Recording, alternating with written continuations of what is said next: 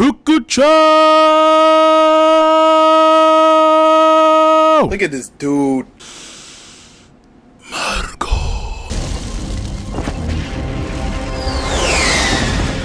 Marco the Phoenix is inbound. That's right.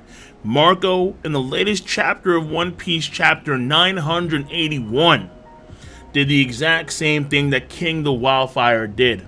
The flaming kicks of King and the flaming kicks of Marco, Phoenix brand, and the channel ship of Big Mom falls back down the waterfall.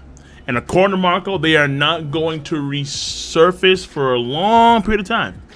And on top of that, Nekomamushi is inbound along with one Izo. Ooh, the last chapter, I can see it being polarizing to an extent because, well, Marco does the same thing that King does, and Big Mom's crew is not here again. But at the same time, for me, this chapter was a pretty damn good chapter, like a 7.5, 8 out of 10 chapter. Yes, absolutely, I was digging Marco the Phoenix. And ultimately speaking, the Channer ship and company, them getting put to the side for the time being, that does not surprise me in the slightest, because for me, the way I perceive this arc is Kaido's arc. Big Mom is here, true, but Big Mom, for the most part, for the time being, I see as an extra, honestly. It's not a diss on her, but more so Whole Cake Island was her time. Now it's Kaido's time. But then, according to several different things, such as Katakuri and Luffy talking about Luffy coming back to Whole Cake Island, and on top of that, Luffy saying repeatedly, that after Kaido is done, then Big Mom is next.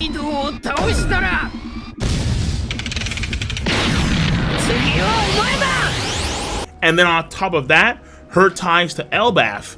I'm not seeing Big Mom going down this arc. And her crew not being there is another step forward in that narrative. It is what it is. But another video for another damn day. Let's talk about Marco the Phoenix. Marco was in, and this is a big deal. He was on the fence because we didn't know. Like, he could have come, he couldn't have come because of Whitebeard's treasure, the island he was protecting, essentially, with the Sphinx guys that we see around. However, he's in. So that island is potentially unguarded. Potentially, I mean, like, maybe they ran into, let's say, another member of the Whitebeard Pirates. Like, they ran into Curiel, because, you know, Akane didn't kill Curiel. Maybe Curiel is alive, and he's doing it in Marco's stead. Maybe it's the Fishman guy. Who the hell knows?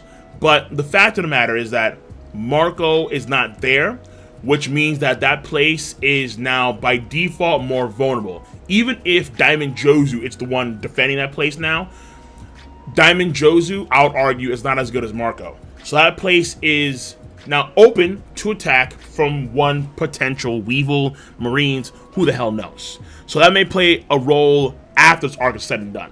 But when it comes to the actual arc itself, when we see Marco, we have Neko, and then we have, of course, Izo.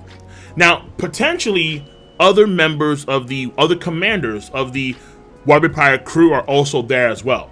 Now, their ship does not seem to be relatively large when we see go up the waterfall, so I can't say if, let's say, they brought a large sum of the Whitebeard Pirates. I highly doubt that.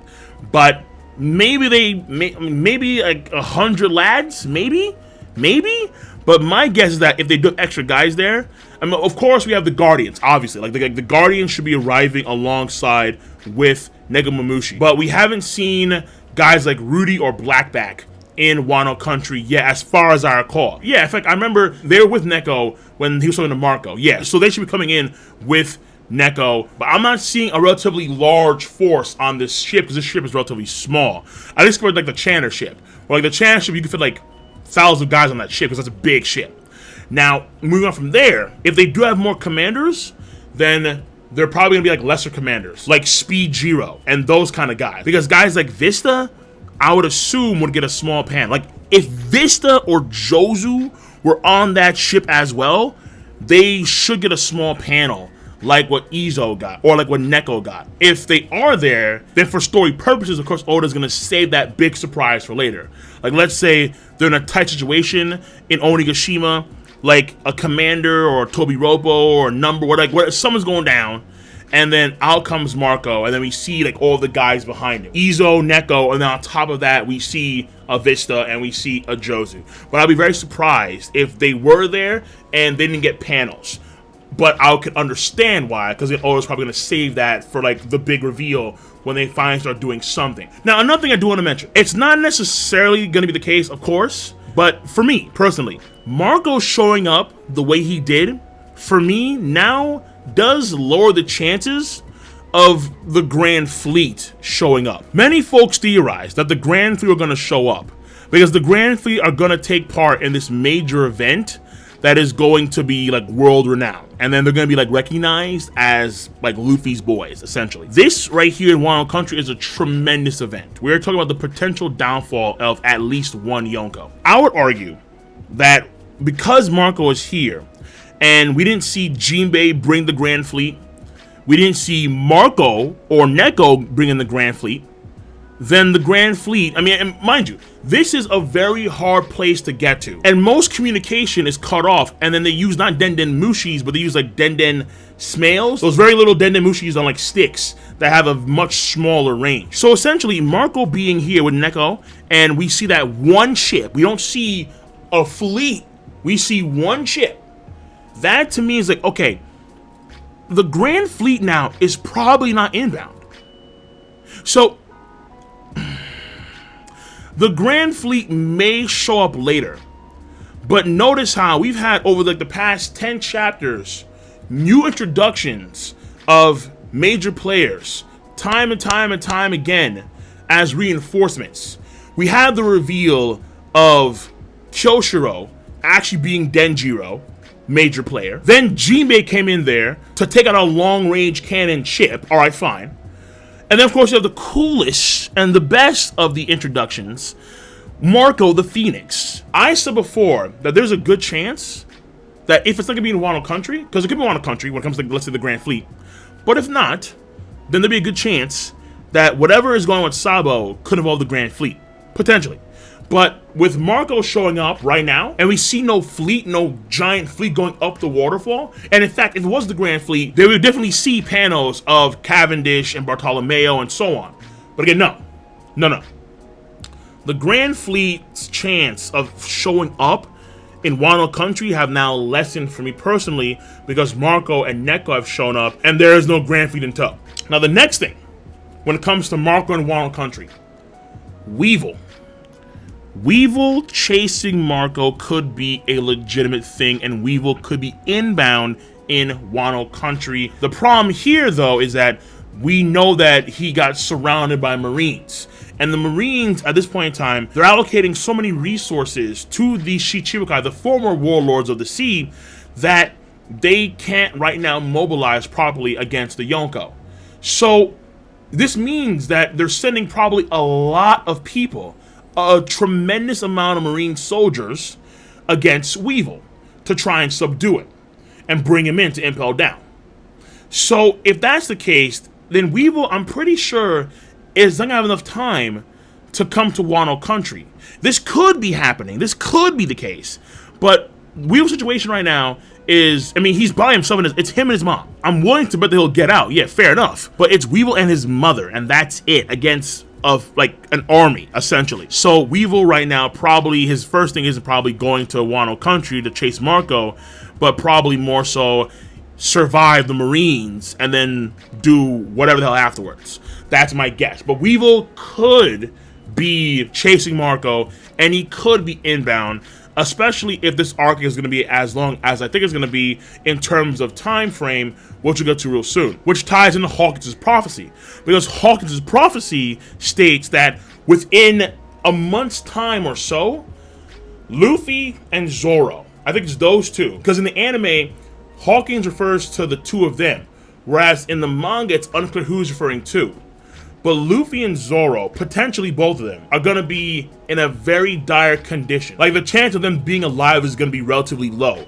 according to Hawkins' prediction. But again, that's like a month's time or so. Right now, I believe we're like about halfway, like 2 weeks or something like that, like maybe a week or two into Wano country. Whatever the condition of Luffy and Zoro are in, or like whoever, for example, let's say that the Scabbards take on Kaido, because that's the current plan right now, to take on Kaido.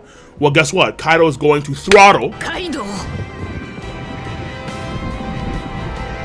And once he does throttle, well, Marco has that nifty healing ability with the blue fire of the Phoenix. And that is going to come in clutch. 100%. That is going to come in clutch. I mean, we have 3 very damn good doctors in Wano country right now. You have Chopper, you have Law, and you have Marco. The only thing that these guys probably can't do together is probably bring back the dead. And the healing ability of Marco will come into play absolutely. But because of the time frame that Hawkins has given us when it comes to, like, again, in a month's time, and we're like a week or 2 into this arc so far, I think time-wise, like, I could be wrong on that one. This gives more time for Weevil to somehow get to Wano. But by then, there could be a Marco situation. What do I mean? And listen, I know I keep on putting out these flags when it comes to certain characters, but Marco could die. I did see a comment on that on my Twitch stream when I did a reaction on Sunday. One of the things I've said time and time again, and I will continue to say it, is that at the bare minimum, Luffy is going to lose to Kaido second time round. Potentially the entire raid is a bust, but they're going to lose. They're going to lose. Who, how, why, we'll find out. But the end result is an L. They're taking an L.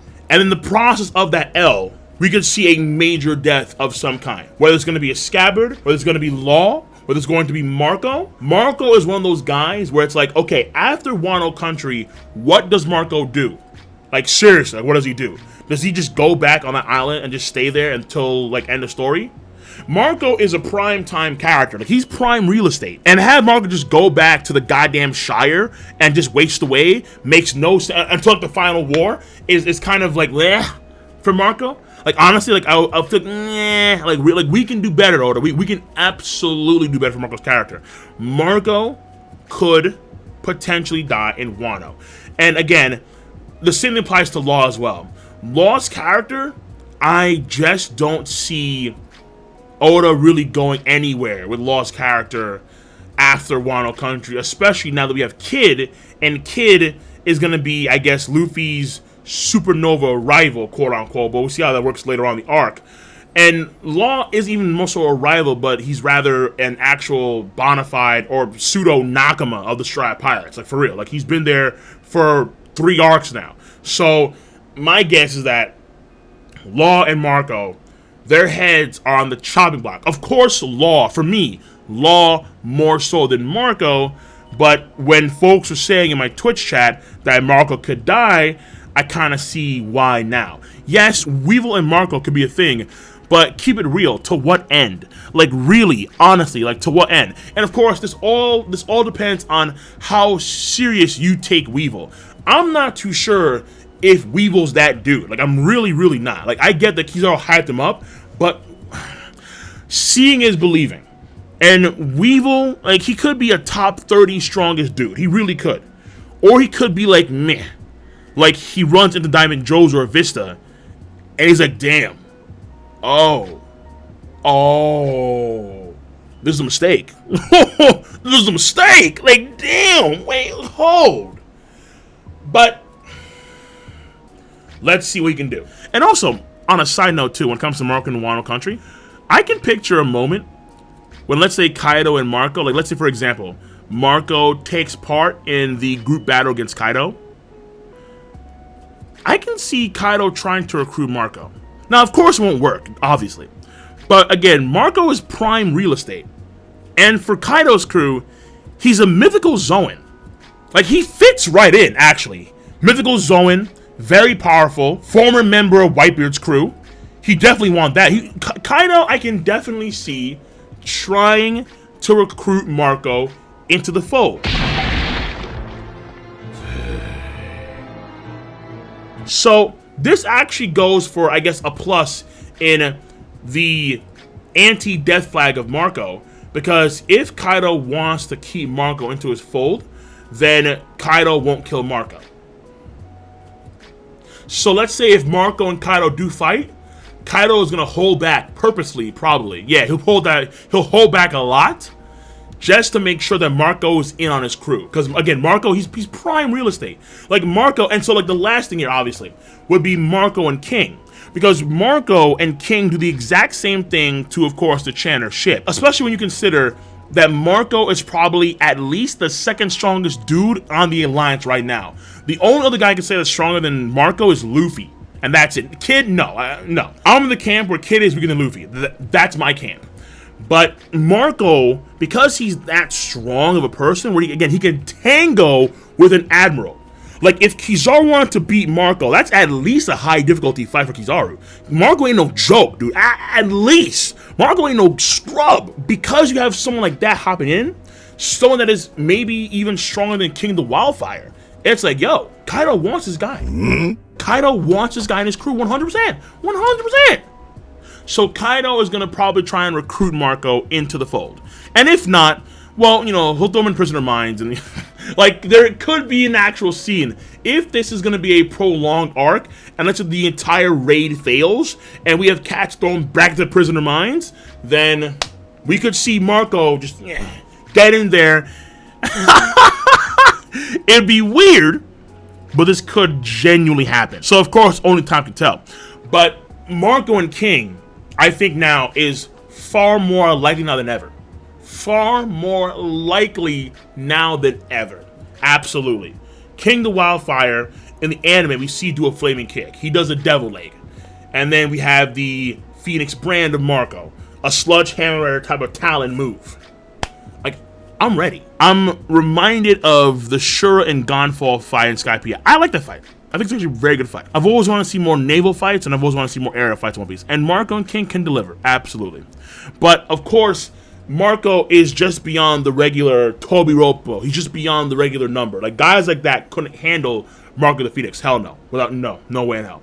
So, on that front, Marco in Wano means a lot. It means a tremendous amount when it comes to the overall flow and structure and pace and possibilities of Wano country. Absolutely.